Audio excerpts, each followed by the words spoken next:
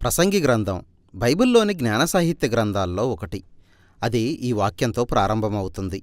యెరూషలేములో రాజైన దావీదు కుమారుడైన కొహెలెత్ మాటలు. హీబ్రూలో కొహెలెత్ అంటే ప్రజల్ని ఒకచోట సమకూర్చేవాడు అని అర్థం. ఇక్కడ విషయంలో తన మాటలు విని నేర్చుకోవడానికి. కాబట్టి తరచుగా దానిని బోధకుడు అని అనువాదం చేశారు. ఆ బోధకుడు దావీదు రాజు కొడుకు లేక అతని సంతానం నుండి వచ్చినవాడు అని చెప్పారు. కాబట్టి ఈ వ్యక్తి ఎవరు అనే విషయంలో విభిన్నమైన అభిప్రాయాలు ఉన్నాయి. చాలామంది ఆ వ్యక్తి సొలొమోను రాజు అని భావించారు. కొందరైతే దావీదు వంశం నుండి వచ్చిన మరొక వ్యక్తి అని అన్నారు. మరికొందరైతే సొలొమోను లాంటి వ్యక్తిత్వం కలిగిన ఆ తరువాత వచ్చిన ఒక ఇశ్రాయేలు బోధకుడై ఉంటాడు అన్నారు. వీటిలో ఏది నిజమైనా ఆ బోధకుడు ఈ గ్రంథంలో ఒక పాత్రధారి అని, అతడు ఈ గ్రంథ రచయితకు వేరైన మరొక వ్యక్తి అని గుర్తించడం ప్రాముఖ్యం. ఈ గ్రంథంలో ఎక్కువగా మనం ఆ బోధకుని స్వరమే వింటాం. కానీ మొట్టమొదటి వచనంలో ఆ బోధకుణ్ణి మనకు పరిచయం చేసేది మాత్రం ఈ గ్రంథ రచయిత. ఆ తరువాత గ్రంథం ముగింపులో బోధకుడు చెప్పిన విషయాలన్నింటినీ సమీక్షించి ముగింపుకు తీసుకొస్తాడు. ఆ బోధకుడు చెప్పే మాటలన్నింటినీ మనం ముందుగా వినాలని, ఆ తరువాత వాటిని పరిశీలించి మన స్వంత అభిప్రాయాన్ని ఏర్పరచుకోవాలని రచయిత కోరుతున్నాడు. ఇంతకీ బోధకుడు మనకి ఏం చెబుతున్నాడు? ఈ గ్రంథం ప్రారంభంలో, ముగింపులో కూడా రచయిత ఆ బోధకుని మౌలికమైన సందేశాన్ని క్లుప్తంగా చెప్పాడు. అది నిష్ప్రయోజనం, నిష్ప్రయోజనం, అంతా నిష్ప్రయోజనం. చాలా ఇంగ్లీషు బైబిళ్లలో హెవెల్ అనే ఈ హీబ్రూ మాటను అర్ధరహితం అని అనువదించారు. కానీ అది దీనికి సరైన అర్థం ఇవ్వడం లేదు. హీబ్రూ పదం హెవెల్ అంటే అక్షరార్థంగా ఆవిరి లేక పొగ అని అర్థం. బోధకుడు ఈ మాటను రూపకాలంకారంలో 38 సార్లు వాడాడు. మొదటిగా జీవితాన్ని అది తాత్కాలికమైనా సరే ఒక పిడికెడు పొగలాగా వర్ణించాడు. రెండవదిగా జీవితం ఒక గూఢ ప్రశ్న అని, ఒక వైరుధ్యం అని పోల్చాడు. పొగలాగా అది ఒక గట్టి పదార్థంలాగా కనిపించినా దానిని పట్టుకోవడానికి ప్రయత్నించినప్పుడు అక్కడ ఏమీ ఉండదు. అలాగే ఈ లోకంలో చాలా అందం ఉంది, మంచి ఉంది. కానీ నువ్వు దానిని అనుభవిస్తూ ఉండగానే ఏదో ఒక దుర్ఘటన జరిగి అంతా ఎగిరిపోతుంది. మనందరిలో ఒక బలమైన న్యాయశీలత ఉంది. కానీ మంచివారికి ఎల్లప్పుడూ చెడు జరుగుతూనే ఉంది. కాబట్టి జీవితం ఎల్లప్పుడూ అనూహ్యంగా ఉంటుంది. అది అస్థిరం. బోధకుని మాటల్లో గాలిని వెంటాడినట్టుగా ఉంటుంది. అంటే హెవెల్. ఇది కొంచెం నిస్పృహ కలిగించేదిగా ఉంది కదూ. అతడు ఇదంతా మనకెందుకు చెబుతున్నాడు? రచయిత ముఖ్య ఉద్దేశం ఏమిటంటే, ఈ లోకంలో దేవునితో నిమిత్తం లేకుండా మన జీవితాలకు ఒక అర్థాన్ని, ప్రయోజనాన్ని సాధించగలిగే అన్ని మార్గాలను అన్వేషించడం. బోధకుడు వాటన్నింటినీ కూలదోయడానికి అతడు అనుమతించాడు.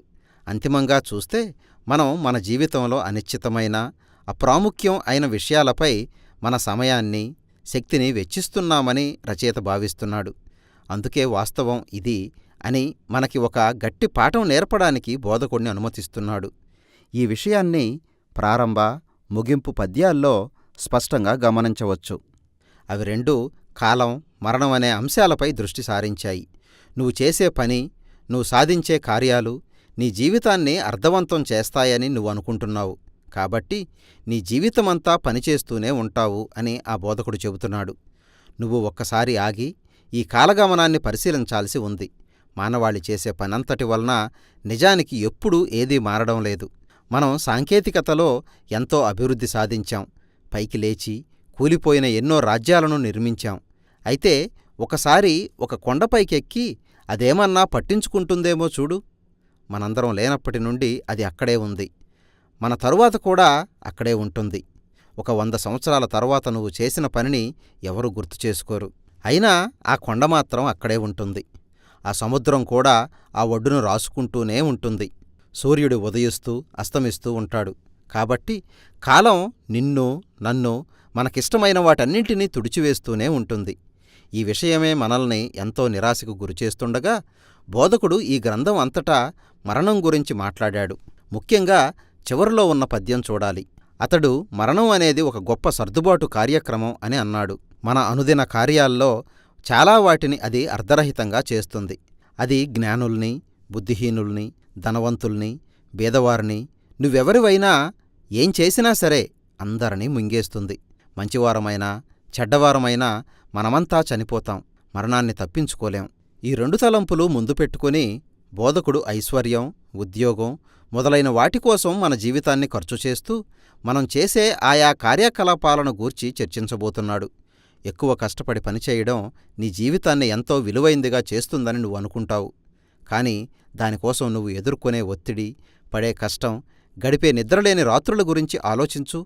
నువ్వు కొంత ఆస్తిని సంపాదించే సమయానికి దానిని అనుభవించలేనంత వృద్ధుడివైపోతావు.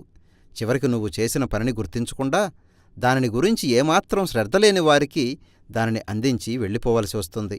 లేక సుఖభోగాలు నీ జీవితాన్ని విలువైనదిగా చేస్తాయని తలుస్తావేమో. సరే, అదీ చూడు. నీ సెలవు దినాలు, వారాంతపు విలాసాలు అన్నింటిలో సంతోషించు. అయితే సోమవారం వచ్చి తీరుతుంది. నిష్ప్రయోజనం, నిష్ప్రయోజనం, అంతా నిష్ప్రయోజనం. ఇంతకీ ఆ బోధకుడు ఏం చెప్పదలుచుకున్నాడు? మనం సుఖభోగాల కోసం వెదికేవారమా లేక సాపేక్షవాదులమా? అబ్బే, అదీ కాదు. అది కూడా నిష్ప్రయోజనమే. జ్ఞానయుక్తంగా దేవుని భయంలో జీవించడంలో నిజమైన ప్రయోజనం ఉంది అనే సామెతల గ్రంథంలో చెప్పిన మాటలను బోధకుడు అంగీకరిస్తున్నాడు. మొత్తం మీద జీవితం సాఫీగా జరిగిపోయే అవకాశం ఉంది. అయితే సమస్య ఏమిటంటే జ్ఞానయుక్తంగా దేవుని భయంలో జీవించడం కూడా నిష్ప్రయోజనమే. ఎందుకంటే అవి కూడా మంచి జీవితానికి భరోసా ఇవ్వడం లేదు. మంచి మనుషులు విషాదకరంగా చనిపోతున్నారు. దుర్మార్గులు అభివృద్ధి చెంది చాలా కాలం జీవిస్తున్నారు. ఈ సూత్రాలకు చాలా పరిమితులున్నాయి. కాబట్టి జ్ఞానం కూడా నిష్ప్రయోజనమే. అయితే ఇది అర్ధరహితం ఏమీ కాదు. ఇదొక చిక్కుముడి అంతే. జ్ఞానం అన్నిసార్లు నువ్వు ఎదురుచూసిన విధంగా పనిచేయదు. కాబట్టి ఈ నిష్ప్రయోజనం అనే దానిని అధిగమించి ముందుకు వెళ్లడం ఎలా? ఇక్కడ ఒక పెద్ద వైరుధ్యం ఏమిటంటే సూర్యుని కింద జీవితాన్ని నిజంగా ఆనందించాలంటే ఏం చెయ్యాలో బోధకుడు కనుక్కున్నాడు. అది హెవెల్ లేక నిష్ప్రయోజనం అని పిలిచేదాన్ని అంగీకరించడమే. అంటే నీ జీవితంలో ఏ ఒక్కటి నీ స్వాధీనంలో లేదని ఒప్పుకోవడం.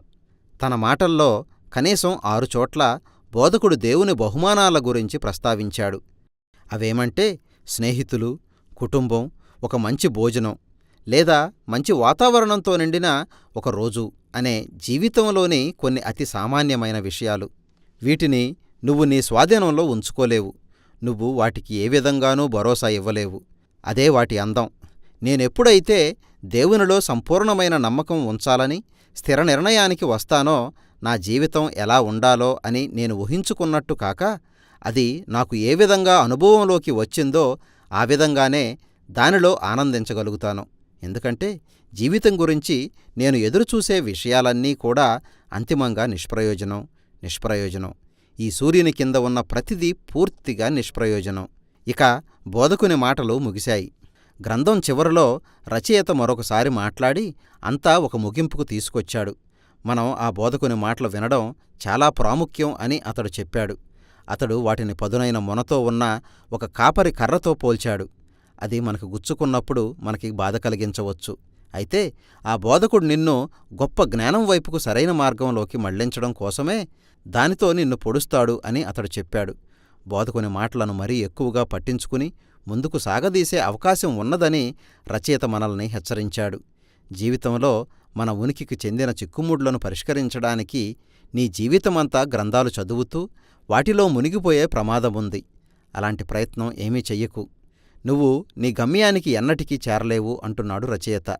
దానికి ప్రత్యామ్నాయంగా రచయిత తన స్వంత పరిష్కారం ఒకటి సూచించాడు. అది దేవునికి భయపడి ఆయన ఆజ్ఞల్ని నెరవేర్చు. మానవాళి చేయాల్సిందంతా ఇదే. ఎందుకంటే ప్రతి పనిని, దాచిపెట్టిన ప్రతి దానిని, అది మంచిదైనా చెడ్డదైనా తీర్పులోకి తెస్తాడు.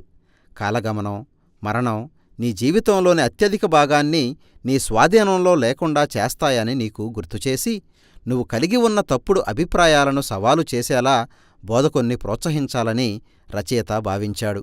దేవుని తీర్పు గురించిన నిరీక్షణ, ఒక రోజున ఆయన ఈ హెవెల్ అంటే ఈ ఆవిరిలాంటి నిష్ప్రయోజకత్వాన్ని తేలగొట్టేస్తాడనే నమ్మకాలే ఈ జీవితానికి నిజమైన అర్థాన్ని కలిగిస్తాయి.